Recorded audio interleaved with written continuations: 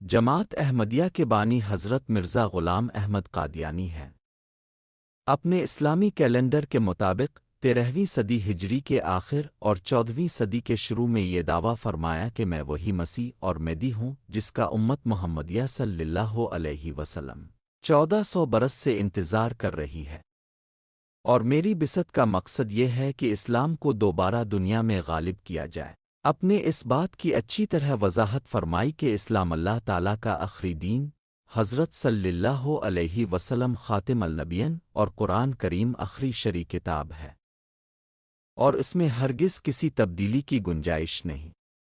مسیح اور مہدی کا مقصد تو در حقیقت مسلمانوں کو اسلام پر دوبارہ قائم کرنا اور ایمان کو دلوں میں زندہ کرنا ہے۔